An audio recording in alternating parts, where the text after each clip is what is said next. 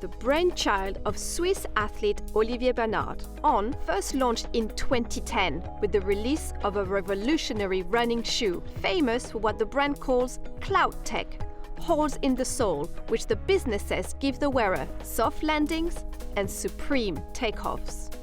The running shoes were a success and the brand has boomed, expanding its product line but maintaining its original unique selling points: Swiss engineering and high performance. In 2021, the company listed on the New York Stock Exchange, and what started with an innovative idea has today become a global business worth billions of dollars. Here at On's headquarters in Zurich, Switzerland, I met with the co-founder, Olivier Bernard. So Olivier, thanks for having us here at On Labs. So tell us, how did On come about? I've been an athlete all my life, and it gets you thinking, spending all these hours with yourself, running up on top on the mountains or in bigger cities, in streets in the morning. How could actually a running shoe, be built in a different way? Or I was not so much about building a running shoe, it was always about the sensation. When an engineer and I kicked this idea, we said, could we be even able to reinvent cushioning, and how would we go about? And then we simply cut the garden hose apart and used those rubber elements, glued it on an existing running shoe and went running. Olivier showed me inside a room known as the makerspace, where the team builds concept shoes, which they refer to as monsters or Frankensteins. It's a lot of hands-on, like what we see here, sometimes again, monsters. You have an idea or you have just a vision of some outsole, some feeling as a runner, as a now some employee of the company or as an engineer, you come in here, you take pieces and parts and you actually just go and try. So that's where you make your monsters. You take all these bits and you get them together and see what works out. Monsters or Frankensteins. That's why they are Frankensteins to me, because they are glued together on many different pieces and usually don't look very nice. But hey, at the end of the day, in this room, especially in this room, it's all about discovering new running sensations. The plate is one bit that's embedded in all of our shoes. Different material, it's also, about shape and form. The more performant the shoe, the harder that material needs to be. Obviously, it needs to protect you in landing, and then it loads the plate. And when you push off, it lets go. But you said these are in different materials for different sports. Yeah, different materials in different models. Like if you want to go to the Olympics, probably you want to have a carbon plate that's super stiff, super light. But if you're an all-day runner or run like twice a week, 3-4 Ks, this is probably the perfect board that gives you the softness, the guidance through your stride. Despite Olivier's hands-on approach, the development process here is a real team effort. When you grow, you add many super smart people. And then again, you realize that not only these super smart people actually make the magic happen in something, like also in building monsters, it's bringing these people together, right? These different people. Is it scientists? Is it engineers? Is it shoe developers? Also athletes, right? We need the feedback of athletes. And I think that's the beauty of the product. If you integrate people from the very beginning in a process, no one's left out. You don't have to integrate like 1.5 years into development someone for marketing, because they have been in the workshop from the very beginning. They knew which target group we wanted to talk about, who are we addressing, what materials are we going to use, is it about lightweight performance, is it about sustainability? So everyone knew, and has been part of. And I think that inclusive way of actually innovating helps us a lot still. After designing the shoe, the next challenge was getting runners to wear them.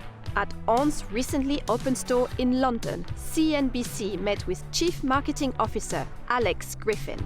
When you start a running shoe brand, as we know, there's some fairly big competitors out there who are fairly well established.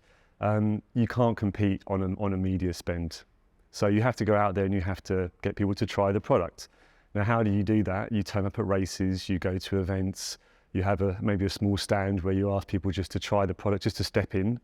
So the trying has worked particularly well for us. Just trying that product, what's the feeling, talk about the technology, And that really was the first word of mouth marketing for On.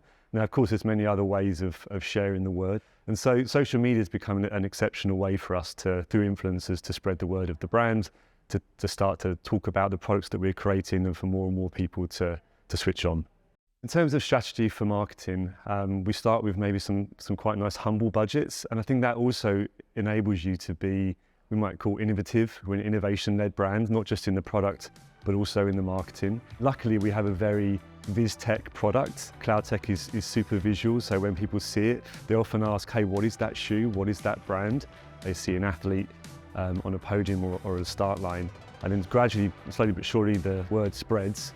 People start to understand the brand. And then we're able to obviously follow up through more traditional marketing means, through brand exposure, brand uplift studies, trying to talk more about the products we create, especially as we're diversified.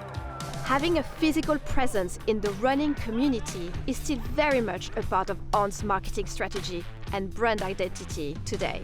Having people try our products and actually move, given our mission, is still super important. Now, in terms of the events that we work with, we find that the community component of those events is especially close to our hearts. So we look at events from a perspective of, hey, what's maybe a traditional event that maybe needs a slightly different approach to it. So in London, we have an event called On Track Nights. So we bring the crowd extremely close. It feels more like a festival of running. We have a very visual technology, and many people come to our brand for the product. But I think the way we look at it is people come for the product, but then they stay for the brand. So what do you stand for as a brand? What's your attitude? What's your social impact? What's your sustainability components? And I think all of these moments are, when we bring our fans together, is a chance for us to talk more about what we actually stand for as a brand. In today's e-commerce focused retail landscape, On has made a bold move to invest into its bricks and mortar portfolio, opening flagship stores in Switzerland, the UK, the US, and Japan. As a brand that is truly multi-channel, omni-channel, we have a very strong standing in wholesale. But of course, we always had the dream to bring our own flagship stores to the world. And if you just look at the London store, we saw a 7 times increase in search traffic during that time period, the store opening. And then we still have a 4 times increase on search traffic post the store opening. So it just shows the groundswell that can happen when you open a store and have a physical flagship in a location.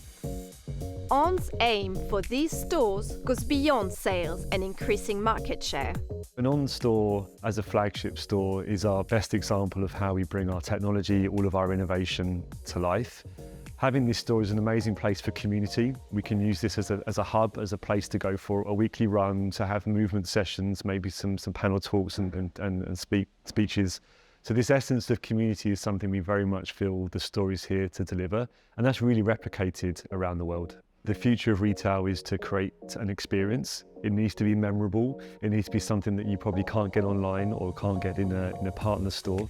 So we really have to think quite hard about what's the experience in the store, what's the element of community, how can we elevate the experience of purchasing, of buying, of trying a product, and all of those components are something that we engineer into the store.